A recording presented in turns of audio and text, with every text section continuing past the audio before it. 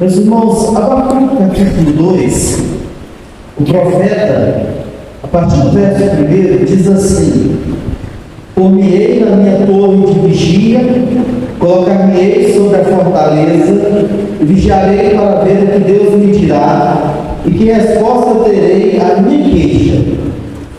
O Senhor me respondeu e disse: Escreve a visão, grava sobre tábuas, para que a possa ler até quem passa correndo, porque a visão ainda está para cumprir-se no tempo determinado, mas se apressa para o fim, não falhará. Se tardar, espera, porque certamente virá, não tardará. Eis o soberbo, a sua alma não é reta nele, mas o justo viverá pela sua fé. Agora nós vamos para o capítulo 3, ainda de Abacuque. Abacuque, irmãos, ele é um livro permeado de oração. Começa com oração, termina com oração. E há uma profunda teologia da oração em Abacuque. E Abacuque ele encerra o capítulo 3 com uma oração, dizendo assim, a partir do verso 17, irmãos. Diz assim: Ainda que a figueira não floresça, nem haja fruto na vide, o produto da oliveira minta, e os campos não produzam mantimento, as ovelhas sejam arrebatadas do aprisco, e nos currais não haja gado, todavia eu me alegro no Senhor, exulto no Deus da minha salvação. O Senhor Deus é a minha fortaleza, e faz os meus pés como os da corça, e me faz andar altaneiramente. Meus irmãos, que exemplo maravilhoso para nós sobre como lidar, irmãos, com o pecado do povo de Deus e com a corrupção no meio do povo de Deus. Abacuque ele faz uma oração queixando-se para Deus. Até quando, Senhor, eu vou orar, o Senhor não vai ouvir, o Senhor vai ficar em silêncio, o Senhor não vai responder, não vai intervir, não vai mudar essa situação de corrupção, de pecado no meio da igreja. E então, irmãos, a resposta de Deus, a primeira súplica do profeta Abacuque foi levantar os caldeus com vara de chicote de disciplina sobre um povo que vivia no pecado. E Deus falou com Abacuque que levantaria eles para que pudesse disciplinar, subjugar o seu povo.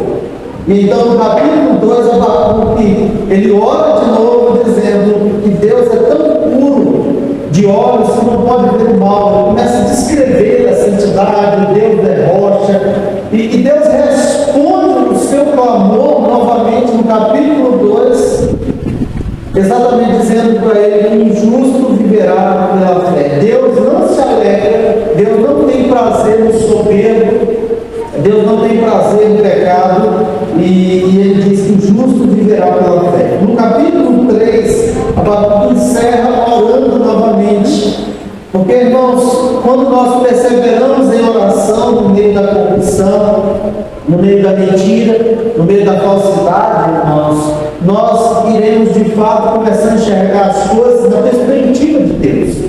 E Abacuque diz: ainda que a figueira não floresça, ainda que eu não veja nada que me traga esperança aos olhos, a minha esperança não está nas coisas visíveis. Nós esperamos no Deus invisível. E ele continua escrevendo a sua confiança, a sua segurança. E ele diz que o Senhor Deus é a minha fortaleza, e ele faz os meus pés como os da corça, e me faz andar altaneiramente. Meus irmãos, em tempos de trevas, tempos sombrios, devemos voltar-se para Deus em oração. Oração constante, oração fervorosa, irmãos. Em tempo de mentiras, de enganação, de corrupção, tantas coisas que não agradam ao Senhor, a Bíblia relembra eu e você, nós devemos prosseguir orando, buscando o Senhor. Meus irmãos, hoje nós vamos prosseguir, já lemos esses dois textos importantes aí, e nós vamos ver algumas questões importantes, teológicas e pastorais, dentro do contexto da Idade Média. Primeiro, irmãos, que na Idade Média havia uma ansiedade pela salvação.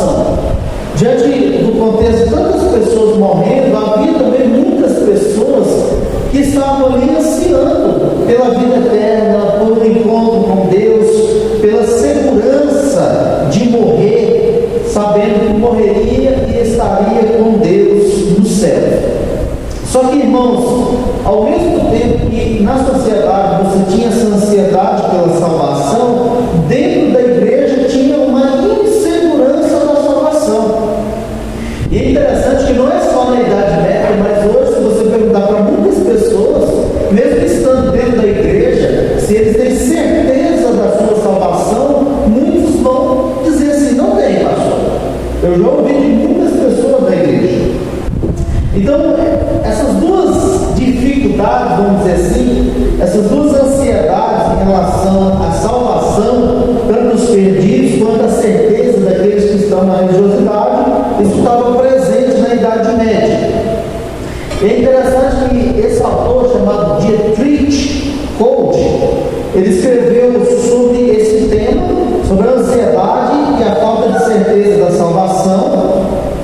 E ele escreveu, irmãos, esse livro dele foi tão importante, olha só, que antes, ele foi impresso pela primeira vez em 1470 e teve depois 19 edições antes da Reforma e continuou a ser reimpresso também depois da Reforma. E ele diz o seguinte, olha lá: há três coisas que sei que são verdadeiras e que fazem com que o meu coração fique pesado. A primeira atribula o meu espírito, pois vou ter que morrer. A segunda atribula ainda mais o meu coração, pois eu não sei quando vou morrer. A terceira me preocupa ainda mais do que tudo, não sei para onde vou depois da morte. Então percebam, irmãos, que há muita falta de segurança bíblica, mesmo as pessoas sendo religiosos, mesmo já ocupando cargos de religiosos dentro da própria igreja, não havia conhecimento bíblico suficiente, tá? Isso é muito importante vocês irem percebendo, porque daqui a pouco vocês vão perceber que o Lutero ele vai ser alguém centrado nas Escrituras. O compromisso de ensinar, de pregar, de levar a consciência cativa à Escritura está presente naquilo que Lutero escreve, naquilo que ele ensina, naquilo que ele prega. Prosseguindo, irmãos, a gente percebe essa inquietude sobre a insegurança da salvação no próprio Lutero. A própria biografia de Lutero mostra que mesmo Lutero já tendo conhecimento, já convivendo no meio dessa religiosidade, ele não tem essa certeza. Olha só, ele diz o seguinte: torturava a mim mesmo com orações, jejuns, vigílias e congelamento. Só a geada poderia ter me matado. Então ele procurava, mesmo por meio desses, vamos dizer assim, exercícios espirituais no monastério, ele estava em busca da salvação. Ele ainda não tinha certeza da salvação. E ele tentava, por meio de todos esses exercícios religiosos, estar mais perto de Deus. Percebe, irmãos, que a gente ainda hoje tem um problema no exercício da nossa piedade. Porque de vez em quando você encontra isso hoje numa nova roupagem. Por exemplo, se você vem 7 sexta-feira na oração, não sei o que, sem quebrar a corrente, Deus vai te dar alguma coisa. Você está fazendo por merecer. É o mesmo que acontecia na Idade Média, só mudou a forma de você conquistar a bênção de Deus por obras, tá? Então é contra tudo isso que nós reformados pregamos no passado e no presente, tá? Então é bom falar porque não é só no catolicismo que você tem essa ideia de obras, de méritos para conquistar o favor de Deus, mas você tem isso também no neopentecostalismo, no pentecostalismo, tá? Então as pessoas acham que o jejum ela vai conquistar alguma coisa de Deus. Então se eu não jejuar, Deus não me dá. E geralmente as pessoas tendem a jejuar porque recebeu alguma coisa do próprio Deus, tá? Segundo o Carlos Lindenberg, que é um historiador importante cristão, ele diz o seguinte: sugeriu-se que a prática de longos períodos de jejum, autoflagelação e noites sem dormir em uma cela de pedra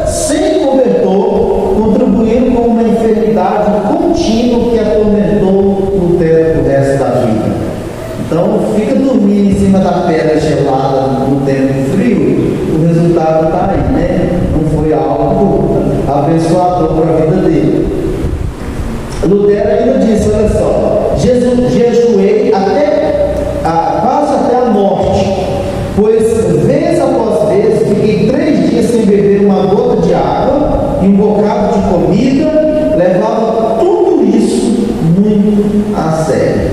Então você vai perceber, irmãos, que hoje você encontra pessoas dizendo assim: eu tenho que fazer um sacrifício para Deus, eu tenho que apresentar um sacrifício para Deus. Aí às vezes as pessoas começam a achar que esse jejum é uma espécie de sacrifício que estão apresentando para merecer as bênçãos de Deus, tá?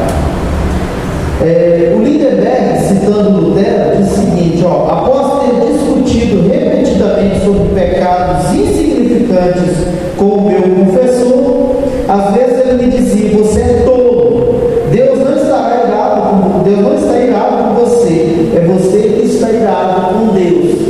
Lutero tinha uma inquietação. Qual era a inquietação? Ele não tinha paz com Deus, e ele começava a questionar e procurar um monte de coisas, até que ele foi confrontado.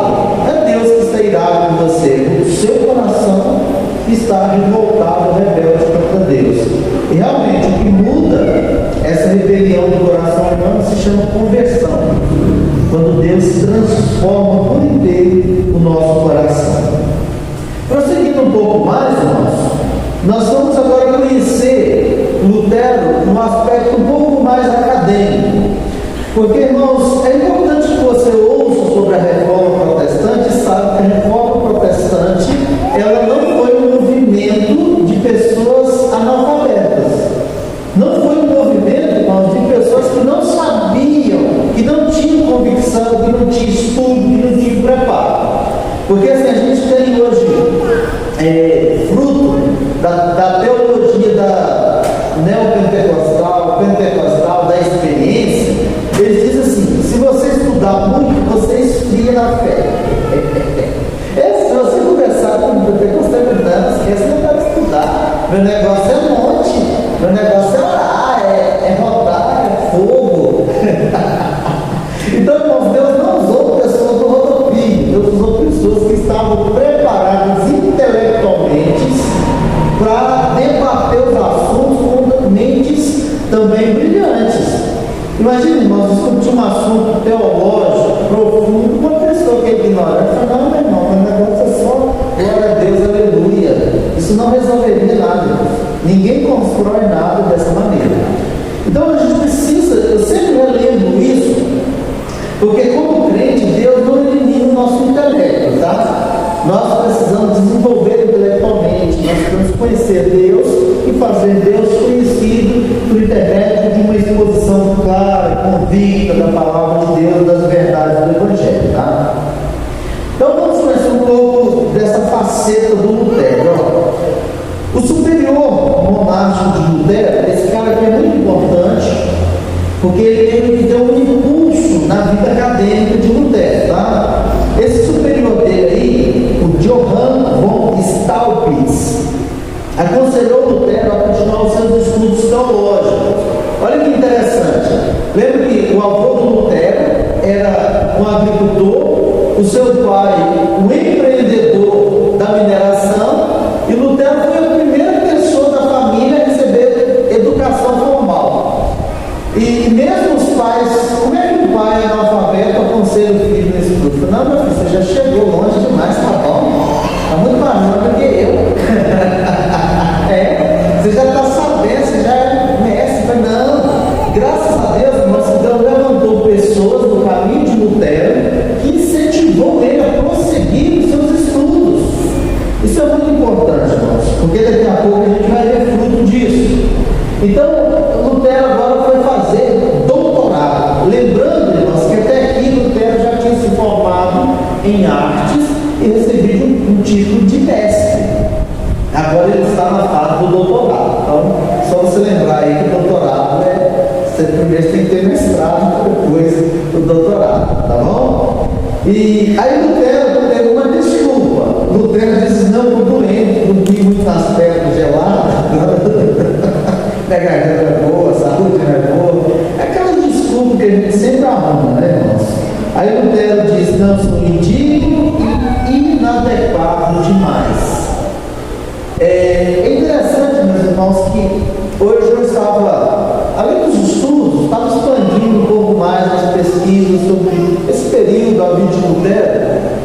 vi um documentário muito interessante do Riso, depois você pode procurar lá no Google, se você quiser assistir, sobre a vida de Martinho Lutero.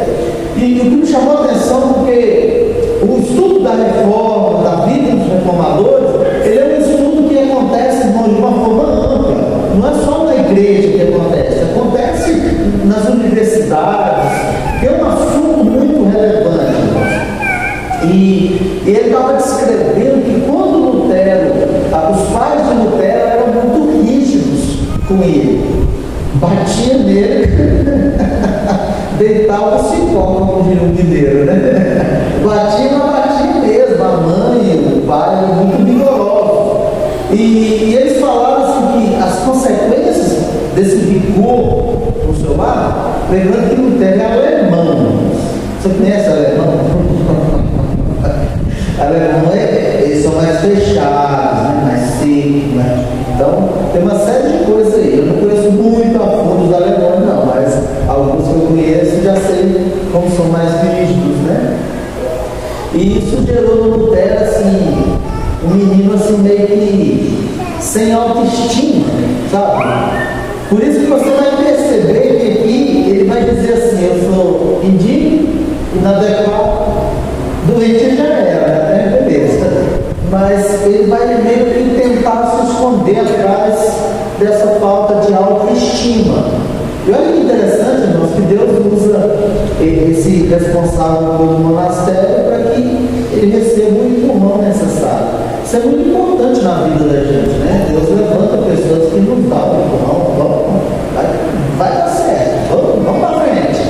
E Lutero teve isso aí, graças a Deus. Não na sua família, olha como é que é a provisão de Deus. Enquanto faltou da própria família um empurrão para ele caminhar, Deus levantou alguém que reconheceu as habilidades de Lutero e ele foi seguir no doutorado, né?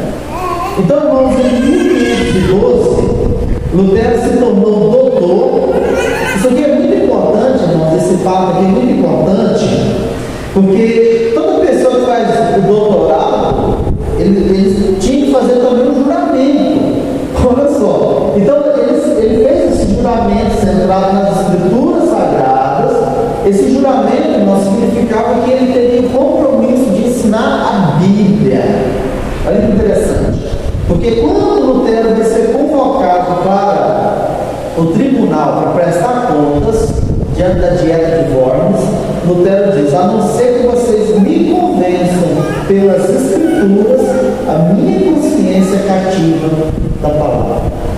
O que Lutero fez diante do tribunal foi evocar, irmãos, esse juramento do seu doutorado. É como se ele estivesse dizendo assim: eu fiz um compromisso de ensinar as escrituras, eu não volto atrás, porque o que eu estou fazendo é ensinando as escrituras. Então perceba como é que algumas coisas da história da reforma, talvez você conheça, ela faz mais sentido quando você vai conhecendo esses pormenores, né? E depois, irmão, Lutero, então, ele vai embarcar numa carreira de quê? Professor de estudos em Wittenberg. Wittenberg aqui, irmão, daqui a pouco você vai entender melhor, mas aqui já tinha se tornado uma universidade. Então a reforma é um movimento que começa, irmãos, no mais alto nível intelectual, nas universidades, nos lugares onde as ideias eram debatidas. É por isso que, acho que foi na palestra anterior, eu disse que Lutero colocou 95 teses na porta do castelo de Wittenberg. Era onde, irmãos, os debates aconteciam. Lutero estava chamando para o debate. Lá era o Facebook da época, a porta do castelo. Era onde todo mundo passava e via. Então, quando ele apresentou as 95 teses, ele estava querendo um debate acadêmico sobre o assunto. Quem é que vai encarar o homem? Ninguém encarou, né? Porque não era qualquer um, né? Posteriormente, irmãos, suas controvérsias com a igreja, Lutero apelou para o juramento doutoral, no qual prometeu expor e defender as escrituras. Lutero também, irmãos, cria que tinha um mandato da igreja, e que os esforços que empregava para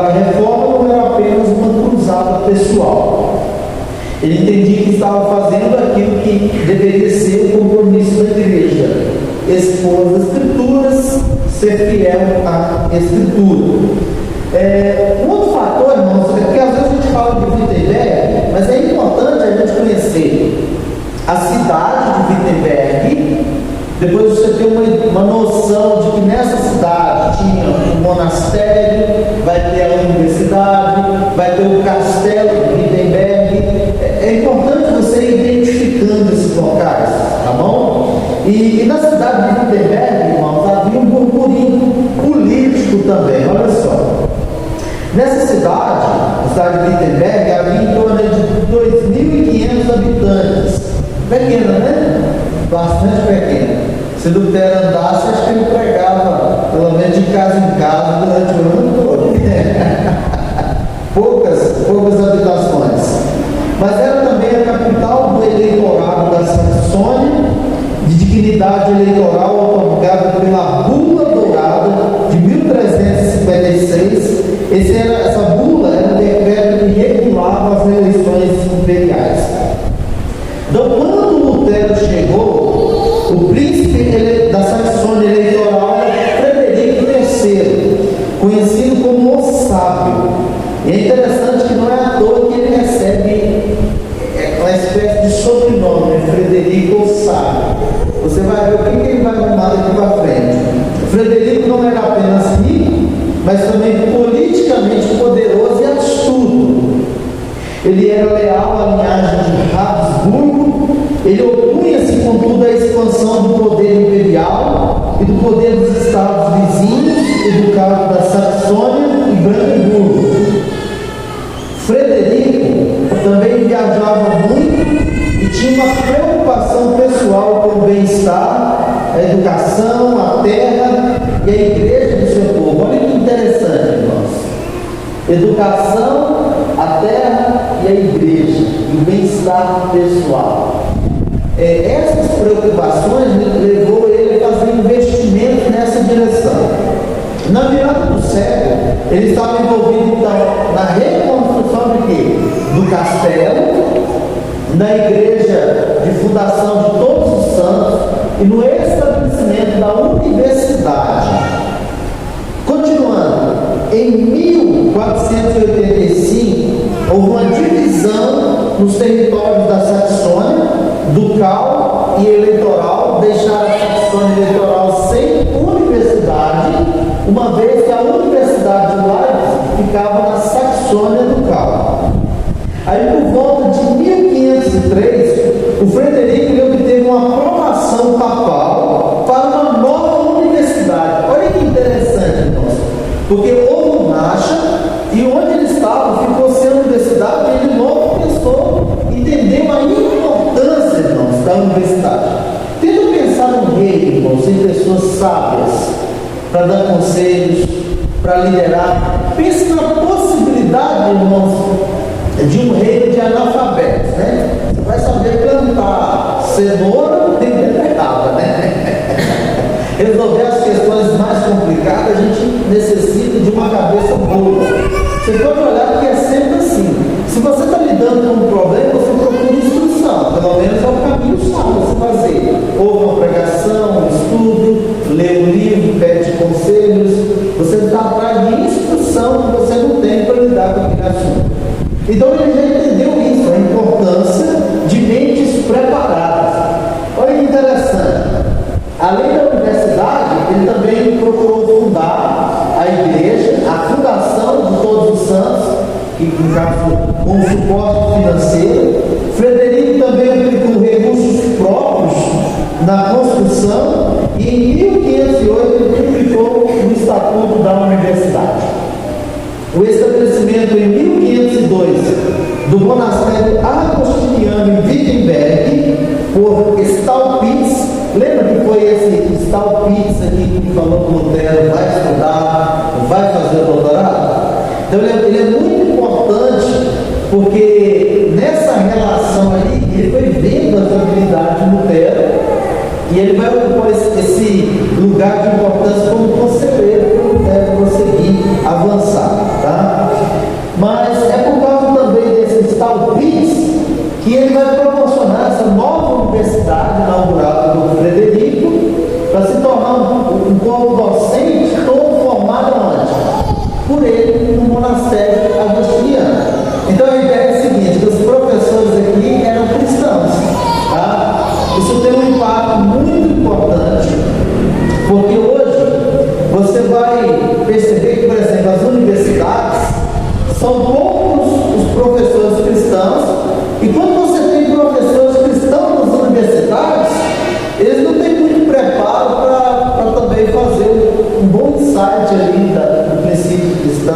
valores cristãos, você tem as faculdades hoje secularizadas, você tem os ensinos que são transmitidos hoje nas escolas no princípio secularizado, bateu. Aqui não, irmãos, aqui eles estão trabalhando para construir uma universidade com princípios e valores cristãos, fundamentado e comprometido com Deus e a revelação de Deus, tá? E foi assim, irmãos, então, uma dinâmica que levou Lutero a residir onde? Em Wittenberg. Wittenberg se tornou a casa de Lutero e foi onde as coisas começaram a acontecer. Olha só, a presença de Lutero agora, o doutor Lutero morando no castelo de Wittenberg. Algumas coisas começaram a mudar. Primeiro, irmãos, que houve um aumento nas inscrições na Universidade de Wittenberg. Lutero, então, irmãos, no início, cerca de 200 alunos se inscreviam anualmente, e após a explosão de notoriedade de Lutero, os seus escritos foram se espalhando. No ano de 1517, ocorreu um aumento drástico no número das inscrições. Então, irmãos, se você vai procurar uma universidade, você tem que conhecer os professores, né? Você tem que procurar saber quem é, quem te ensina, porque tem muitas universidades aí, irmãos, que o professor diz assim: eu tenho um título disso e daquilo outro, mas você vai numa aula, irmãos, é uma tristeza. A pessoa não consegue passar o conteúdo, tem preguiça de passar o conteúdo. Eu tive um professor assim no seminário que ele ficava enrolado durante a aula, ficava ruim, porque não preparou a aula. E ele não estava dando aula para alunos ignorantes, porque você tem aqueles alunos que sentam ou qualquer besteira que fala, tá bom. Não tem compromisso com nada, né? Mas você tem alunos, irmãos, que o cara estuda, ele acompanha, emenda, olha o próximo tema, a próxima aula, ele já estuda em casa, ele tem perguntas. Lá na minha turma, no seminário, a gente fazia assim, a gente já tinha uma rodada. E aí o professor enrolando, a gente olhava um pro outro, mandava um zap. Irmãos, era uma tristeza. Mas Lutero não era assim, o professor pica-fundo. Lutero não era alguém enrolado, desinteressado. Ele tinha conteúdo e ele se esmerava nisso. Vamos ver um pouquinho mais dessa vida de Lutero. Olha só. Certo estudante, nada melhor do que os alunos para falar do professor, né? Os membros da igreja não falam do pastor. O pastor presta, não, sei lá, as palestras. Aí olha só, o que um aluno falou, um estudante? Ele, falando a respeito desse período, afirmou que se alguém quisesse uma educação, deveria ir a Wittenberg. Mas se estivesse à procura de lazer, sertanejo universitário, deveria ir em qualquer outro lugar, como NB. Fumar maconha, vai com NB. Mas quer estudar, vai ficar lá em Wittenberg. É o crente, nossa. Não é porque está numa universidade que as pessoas estão estudando, não. Não é porque vai para uma universidade que as pessoas realmente estão comprometidas em crescer e aprender. Não é porque essas pessoas receberam um diplomazinho e saiu de lá aprendendo alguma coisa, não, tá? Então vai muito além disso. A universidade era o orgulho e regozijo do Frederico. Olha aí o Frederico. O cara era sábio e o cara também tinha percepção das coisas. E ele foi vendo que esse investimento na universidade foi dando cada vez mais retorno e tendo cada vez mais nome. Ele relutou muito em permitir que um dos professores mais distintos que tinha fosse queimado no estaca. Porque a turma queria queimar o Lutero. Ele pegou o Lutero e escondeu o Lutero no seu castelo. Aí o Lutero ficou cabeludo, barbudo, mudou o nome, ninguém mais reconhecia Lutero. Por quê? Frederico, ele já via esse potencial, né? Irmãos, isso é muito importante, né? Porque, por exemplo, o Frederico não era uma pessoa assim religiosa, mas ele já sabia o valor da educação, a importância de uma mente brilhante dentro da própria perspectiva de reino que ele tinha, tá? O Frederico, ele havia investido uma boa quantia na promoção de Lutero ao doutorado. Olha só, quem sabe Deus proveu um Frederico desse aí, a gente também, né? É lá. Vai que. E Lutero, então, ele fez uma promessa que dedicaria a sua vida ao ensino ensinar a Bíblia Sagrada. E Frederico, então, não ia permitir que a vida desse homem e desse investimento, que eram as duas coisas, né? Era um homem brilhante, mas era também um investimento de Frederico. Ele não ia permitir que esse investimento se terminasse assim, de uma maneira antinatural. Lutero, então, irmãos, ele vai seguir na sua vida como professor. Lutero começou a lecionar na universidade no inverno de 1513. O tempo e o escopo exato das preleções são incertos, porém a sequência das aulas até a controvérsia sobre as indulgências inclui lições sobre os Salmos, Romanos, Gálatas, Hebreus. Lembra que Lutero ele vai ter uma relação diferenciada com Romanos, quando ele lê Romanos 1, 16, 17, quando ele entende que o justo viverá pela fé. Romanos foi impactante na vida de Lutero. Lutero entendia, irmãos, que, lembra, Lutero está querendo que as pessoas conheçam a Bíblia, que as pessoas estudem a Bíblia. Então, nada melhor do que você explicar o texto em si da Bíblia, para fazer com que as pessoas possam estar mais sedentas, curiosas e desejosas de pesquisar o próprio livro. Então, se até então a Bíblia era um livro inacessível, agora ele quer fazer acessível a todo mundo. Se a missa era em latim, agora ele está ensinando na academia, no linguajar do povo. Agora ele está ensinando de maneira que as pessoas tenham contato por elas mesmas com o texto bíblico. Olha como mudou, irmãos. Olha a diferença. Lutero ainda, irmãos, ele tinha ao seu dispor uma boa livraria de comentários bíblicos, várias traduções da Bíblia, e depois de 1516 ele teve a nova edição do Novo Testamento grego do Erasmo. O foco intelectual de Lutero, porém, foi ainda mais aguçado por sua própria busca religiosa da certeza da salvação. Essa resolução dele sobre a salvação intensificou no contexto acadêmico. Olha que interessante, porque a vida de Lutero com Deus impactou a forma como ele foi na academia. Isso é muito interessante, porque se você for convertido, tudo que você faz levará sempre esse zelo no coração que teme a Deus. Eu já disse aqui certa feita, eu vou lembrar, os reformadores ensinaram os seus membros a viver corandel. Corandel é uma expressão que significa diante da face de Deus. Tudo que você fosse fazer, faça como que fazendo na convicção de estar diante da face de Deus.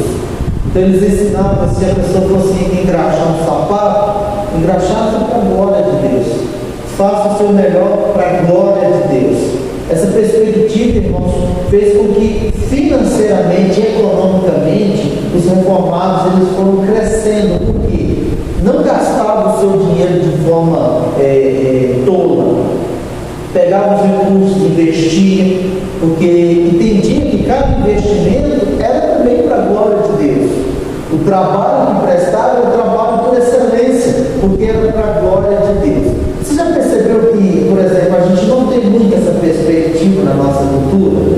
Você tem crente que odeia segunda-feira. Segunda-feira, não tem que voltar a trabalhar, não consegui descansar. Não conseguiu, era para dormir e descansar, pelo menos no sétimo dia. 6 você trabalha, né? Deixa a preguiça e no sétimo descansa. Aí tem pessoas que bagunçam o negócio. No dia do Senhor, virou bagunça. Aí começa a segunda toda arrebentada, na preguiça, cansado, estressado, tem dó, né? A gente não sabe organizar bem a nossa própria vida. Essa é uma diferença. Mas a nossa cultura não tem essa perspectiva, irmãos, de trabalhar para a glória de Deus. Voltando aqui, o foco intelectual de Lutero, porém, foi ainda mais aguçado por causa dessa sua perspectiva da salvação, tá? Isso impactou o seu ensino. A conversão de Lutero, ela trouxe algumas mudanças, não só a sua piedade, mas a piedade na Idade Média, irmãos. Olha que interessante, já pensou? Eu e vocês sermos tão crentes, tão santos, E não somente a nossa vida, mas a nossa família, a nossa igreja e a nossa cidade sendo impactado pela nossa piedade. Que lindo, irmãos! Isso é, irmãos, o que Deus requer do povo de Deus. Porque tem pessoas hoje, nos nossos dias, que é crente da igreja, mas lá fora, misericórdia. Se você olhar o estado dele ou o Facebook, você nem fala que é crente. Você acredita, irmãos, que tem pessoas, mesmo religiosas nos nossos dias, ele posta um monte de coisa política, mas ele posta um versículo da Bíblia. Que tipo de crente é esse? Que tipo de piedade é essa? Tem pessoas, irmãos, que têm 200 anos de igreja, nunca evangelizou ninguém. Que tipo de piedade é esse? Que tipo de cristão é esse, irmãos? A gente vai ver que com Lutero foi diferente. É por isso que estudar história a gente é humilhado por parte dela. Pelo menos eu me sinto assim, irmãos. Hoje eu vou orando para o Senhor. Será que você no lugar do Lutero tem coragem de andar pela fé, mesmo a minha vida correndo risco? Irmão, você tem muita gente no período da pandemia com medo de igreja, com medo de morrer. Está com medo de ir para o céu? O céu não te agrada? É estranho, irmão, demais. A gente ama muito esse mundo, a gente ama muito essa vida. Tem que amar o céu, tem que desejar o céu, tem que querer ir para o céu. Agora, o dia que eu amar mais águas limpas do que o céu, eu tenho que repensar se eu sou crente mesmo. Tem nada que me segura aqui não, irmão. Se Deus me levar na minha esposa, Ele vai cuidar da minha esposa. Ele prometeu cuidar de todos os seus filhos. Então, assim, eu não preciso me preocupar com o que fica, não. Eu preciso desejar estar com Deus. Então, a gente vê, irmãos, que o estudo de Lutero da língua, olha só, ele aprofundou os estudos da língua e da gramática bíblica, auxiliado por ferramentas linguísticas disponibilizadas pelos humanistas do Renascimento. Esses humanistas foram aqueles que disseram assim: a gente precisa voltar aos originais, às fontes antigas. Então eles começaram a estudar muito a patrística, começaram a estudar, irmãos, o grego, o hebraico, o latim. Esse é o princípio que a gente leva conosco, irmãos, como reformado. No seminário eu estudei hebraico e grego.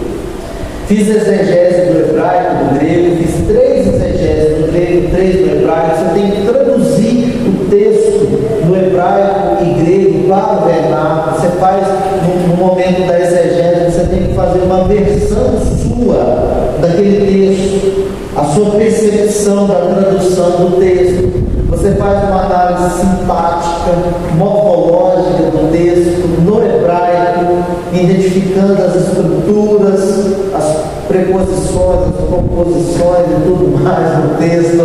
É um desafio, difícil demais.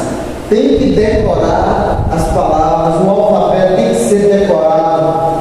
A gente precisa resgatar mais esse desenvolvimento intelectual, porque é por meio desse aprendizado, do exercício, do explorar mais a mente, a lógica, que a gente se torna mais expert nas coisas.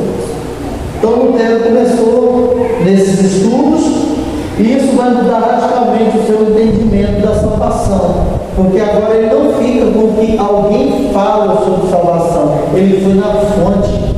Ele foi lá beber da água da fonte, irmãos. Olha a diferença, tá? Então é muito diferente quando você, nos seus estudos e pesquisas, você entende a verdade bíblica, e quando alguém fala, você realmente realiza a verdade. Eu me apropriei dessa mensagem em algum momento da minha devocional. Lutero, então, irmãos, ele aprendeu que a justiça de Deus não é uma exigência cujo cumprimento deve ser conquistado, mas um dom a ser recebido pela fé. Então, a justiça de Deus, irmãos, a gente recebe essa justiça pela fé no presente, porque Deus nos tornou justos por intermédio de Cristo Jesus, e você recebe a justiça de Cristo como um presente. A única coisa que Deus exige é a fé. Você não tem que dar dinheiro, não tem que fazer 50 dias de jejum e oração, andar carregando uma cruz descalço no asfalto quente, subir no monte para merecer a justiça de Deus. tá? A experiência de conversão de Lutero virou a piedade medieval de ponta cabeça, pois ele veio a enxergar a salvação não mais como objetivo da vida, mas sim como fundamento da vida, tá? E com base nessa descoberta, a Faculdade de Teologia da Universidade de Wittenberg instituiu uma reforma curricular que substituiu a teologia escolástica por estudos bíblicos. Olha que diferença, irmãos. Ao invés de ficar estudando uma teologia engessada, voltou-se para o estudo direto do texto bíblico. Tudo por causa desse impacto, dessa descoberta de Lutero sobre a salvação. Então você percebe, irmãos, que se antes você tinha uma missa em latim, as pessoas não têm contato com a Bíblia, agora, irmãos, a Universidade de Wittenberg é bíblica. Daria para a gente ir lá no estudo bíblico, hein? Que beleza, hein? Lutero lá expondo as escrituras e a gente lá só se alimentando. Curiosidade. Você já reparou que o sermão presbiteriano, pelo menos o sermão em essência reformado, ele é sermão expositivo, por causa desse compromisso. Lê a Bíblia, explica o texto bíblico do livro e aplica. Percebe? É simples, teoricamente. Pregar é simples não. Mas você lê o texto, explica, aplica o texto. Você não inventa, você não cria alegoria.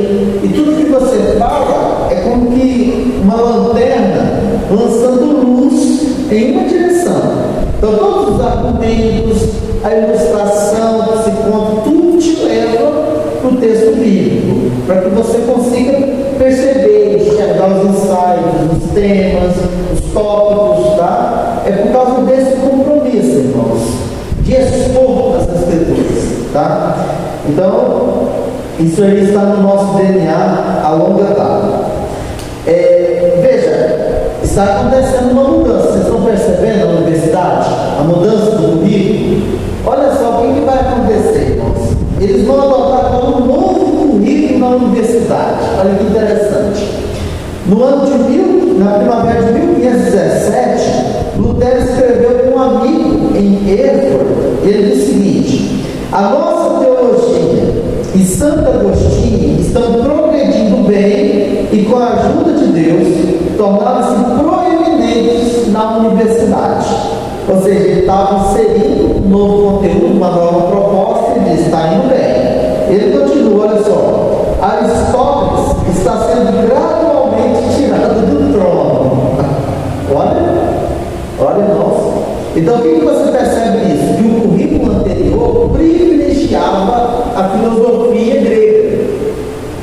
E ele está dizendo: não, a gente está fazendo o caminho inverso, e a gente está tirando a filosofia do trono, o Aristóteles, como referência, tá? Nos nossos dias hoje, eles tiraram a referência e voltaram para o Aristóteles.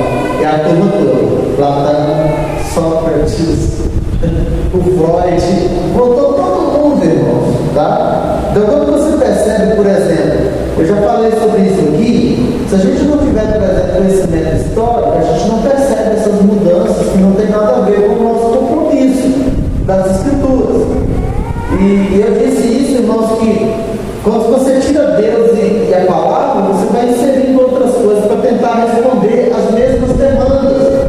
Por exemplo, as pessoas têm problemas, as pessoas têm uma alma abatida, aí tira Deus e a Bíblia. Como é que as pessoas procuram tratar os problemas da alma? Sobra o quê? A psicologia, irmãos, ela vai existir a estrutura intelectual, porque se todo pensamento tem uma estrutura intelectual, tá?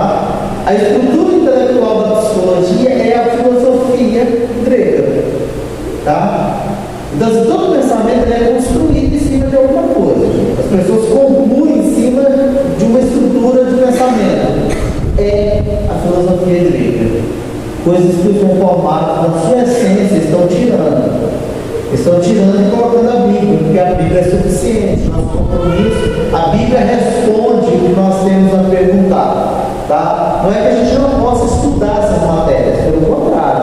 Eu estudei filosofia, estudei psicologia, sociologia, um monte de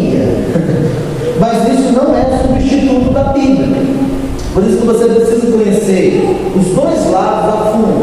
E se você, por exemplo, muitos crentes dessa igreja mesmo, se você perguntar alguma coisa sobre isso, ele não vai ter noção nenhuma. Porque se você não estuda, não participa, não valoriza o estudo, você vai continuar sendo desorientado, mesmo oferecendo à igreja a instrução, tá? Então, assim, infelizmente, a nossa cultura não é uma cultura que valoriza o ensino. É que Deus mude isso a começar em nós. Quem sabe os nossos filhos, né, Manuel? Clarinha, Núbia, os nossos filhos vêm com uma nova perspectiva, tá? É um desafio. Aí ele continua dizendo: a sua condenação final é só uma questão de tempo. Condenação de Aristóteles, tá? De fato, ninguém pode esperar ter sequer um aluno caso se recuse a ensinar essa teologia, isto é, aulas com base em quê? Na Bíblia, em Santo Agostinho ou em algum mestre de eminência o quê? Eclesiástica. Coloca uma pessoa que não tem vínculo eclesiástico falar da Bíblia da igreja dos eleitos. É o discurso dos desigrejados na internet aí, do Caio Fábio, essa turma aí. Porque, irmãos, só vai ensinar com compromisso e fidelidade sobre Deus, sobre a Bíblia e a igreja, quem vive na igreja, quem é da igreja. E Lutero já dizia isso, tá? E ele continua, olha só. Primeiro que essa mudança foi importante, a autoridade de Aristóteles foi substituída pela autoridade de quem? Lembra que eu citei para vocês aqui a Revolução Francesa? Revolução da França, vai surgir ali o racionalismo. O racionalismo ele faz o caminho inverso. Eu até acho que foi um estudo, eu falei sobre isso, né? Eu mostrei um paralelo. Porque assim, no racionalismo, eles vão substituir a autoridade da Bíblia pela autoridade do homem. O homem se torna o centro, Deus é destronado. Na reforma, Deus é entronizado. A autoridade da Escritura é exaltada, é reafirmada, é pregada. Percebe, irmãos? Não perca isso de vista. Porque, por exemplo, os nossos adolescentes e jovens vão para as universidades e vão receber isso, esse conteúdo antropocêntrico. Deus não é referência, a autoridade da Bíblia é rejeitada, irmãos. Isso é importante, porque você vai chegar, irmãos, numa Babilônia, num ambiente hostil. Na verdade, até a Babilônia, o Daniel e os amigos eram bem-vindos, né?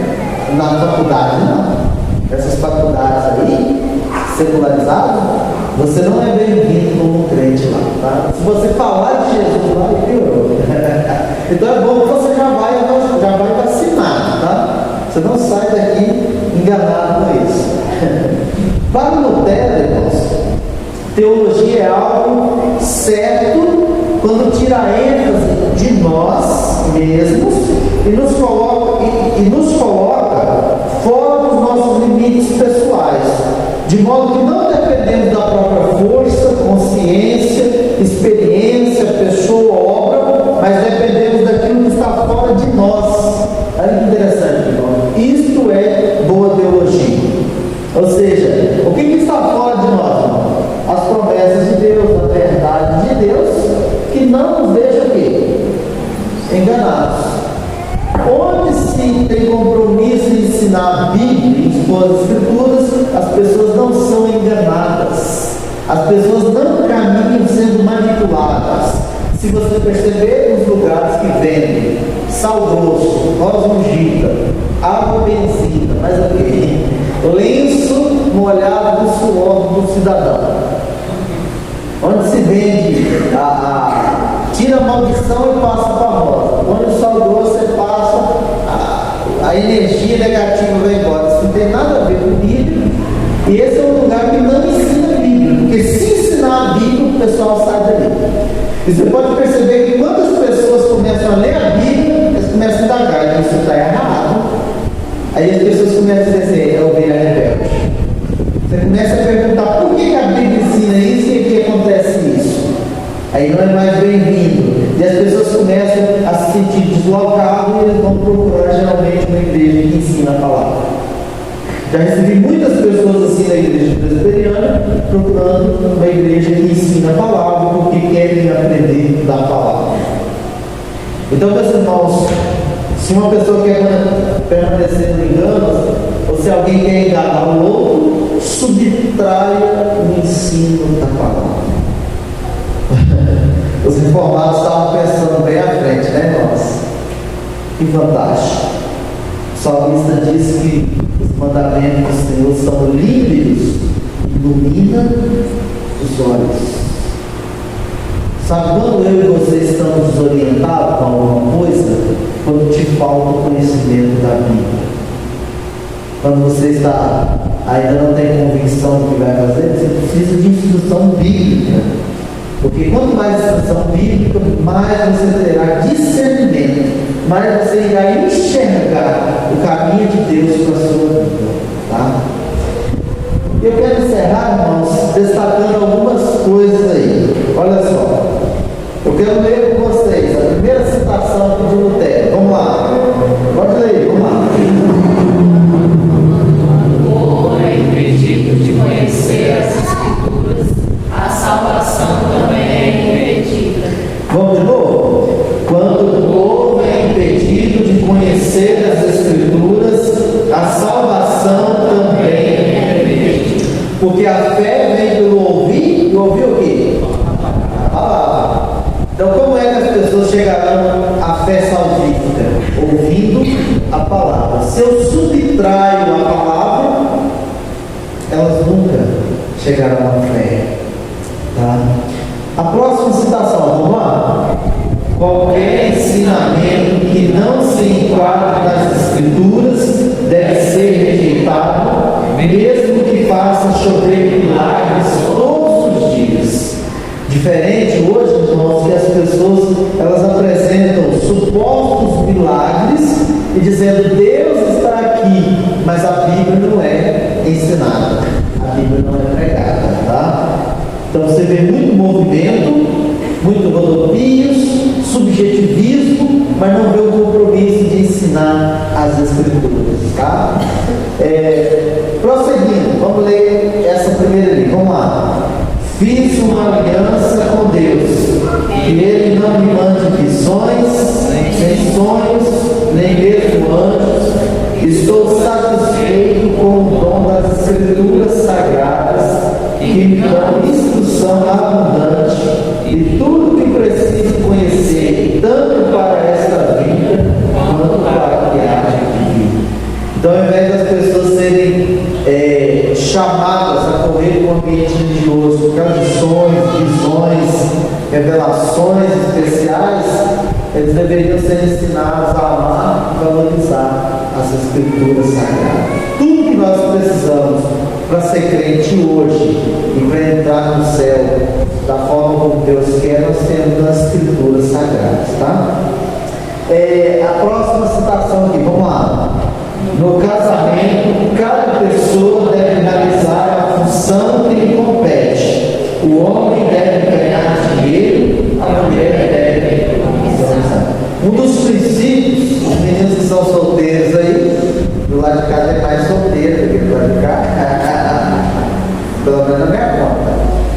Eles diziam o seguinte, que uma boa mulher para casar é uma mulher que é econômica, que sabia economizar.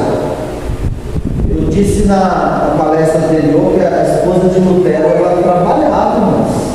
Ela fazia, segundo Lutero, a melhor cerveja da cidade, porque trabalhava. E interessante, porque assim, a questão da bebida, fora do contexto, a gente não entende. Por exemplo, na época deles, água potável, irmãos, era escasso. Era escasso. Já viram pensar de onde eles tiravam água? Como era o sistema de esgoto que eles usavam? Tenta imaginar isso. A gente aqui tem um pouquinho de noção sobre as fossas, os maus cheiros, etc. Não tem um pouquinho dessa noção? Então as coisas mais saudáveis que tinham para ser ingeridas, para suprir a ausência de água potável, era vinho e cerveja. Olha que interessante. Então assim, percebe, se a gente não... É porque às vezes a gente pega logo o tema, cerveja, e a gente pensa no Cabanas, em algum lugar aí está todo mundo para e enche a cara e tal. Não, irmãos, dentro do contexto, se você estivesse lá, você ia tomar um banho também, ou conhecer, né? Ou beber uma água suja. Então, só para a gente pontuar isso, que eles tinham essa percepção. Essa citação de Lutero, por exemplo, em volta da família, de quem é a responsabilidade de sustentar o lar? De quem, irmãos? Do homem. O homem tem que sustentar a casa. E a mulher? Como é que a mulher ajuda o homem? Economizando. Não é gastando tudo que tem, é economizando. Senão a coisa não vai para frente, né, irmãos? Fica aí a dica para os meninos solteiros, tá? Fica a dica. Vamos lá ler essa citação, vamos lá.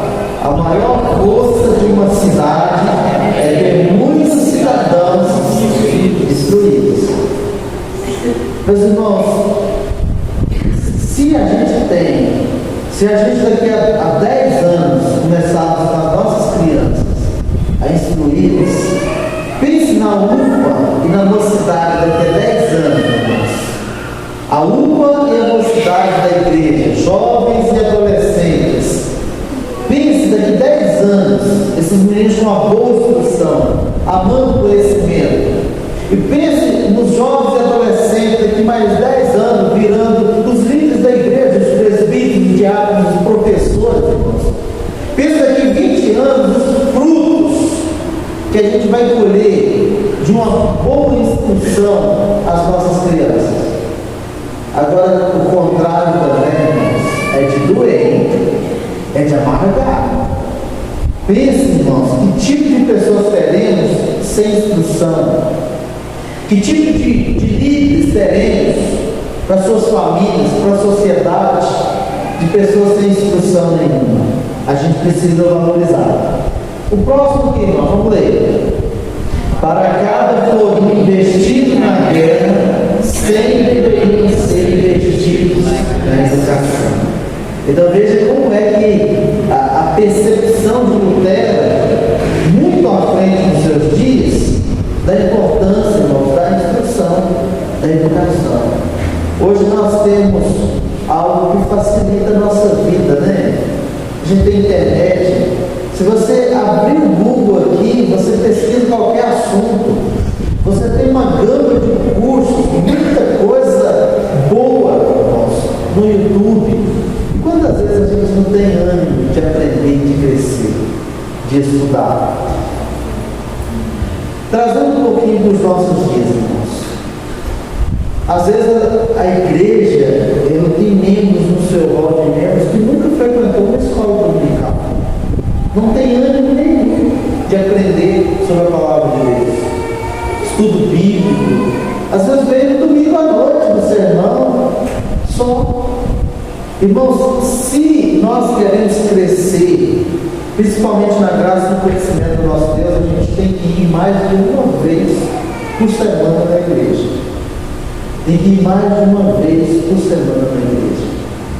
Porque, irmãos, não nos enganemos, estar em casa, abrir o YouTube, você pode abrir a Bíblia em casa, deve abrir a Bíblia em casa, mas não é a mesma coisa de você participar com os irmãos, reunidos e aprendendo a palavra de Deus.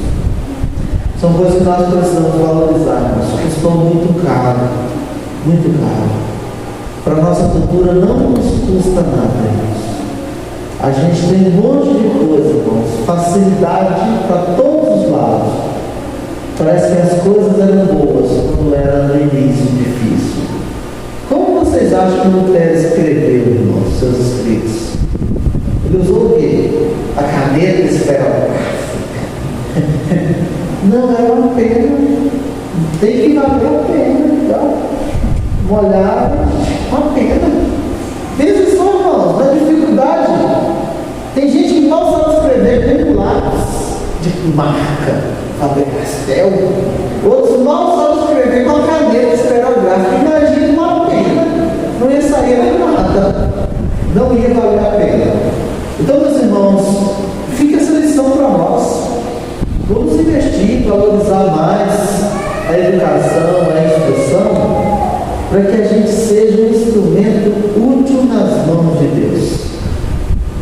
Irmão, vocês já tiveram a experiência de capinar um quintal? Já tiveram? Vocês já tiveram a experiência de capinar um quintal com pedras no caminho, com as bridas? E você já teve a experiência de capinar um quintal com brita no caminho, uma enxada cega? Piorou o negócio, né? Então eu e você, como crente, podemos ser um instrumento afiado nas mãos de Deus, ou uma enxada cega, no meio do quintal cheio de brita.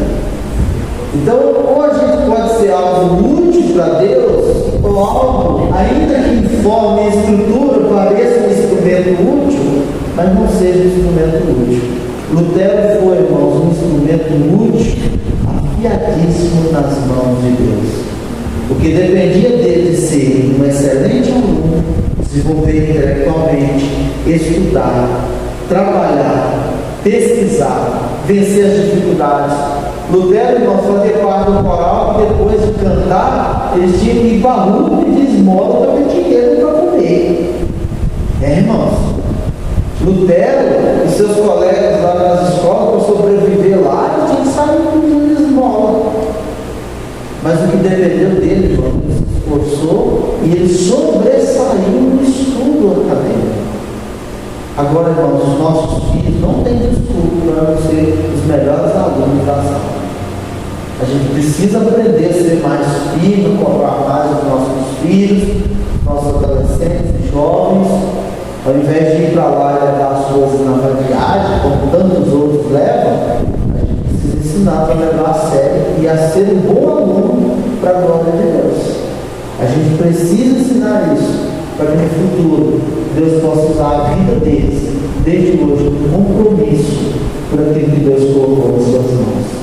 Que Deus tenha misericórdia de nós, em nome de Jesus. Feche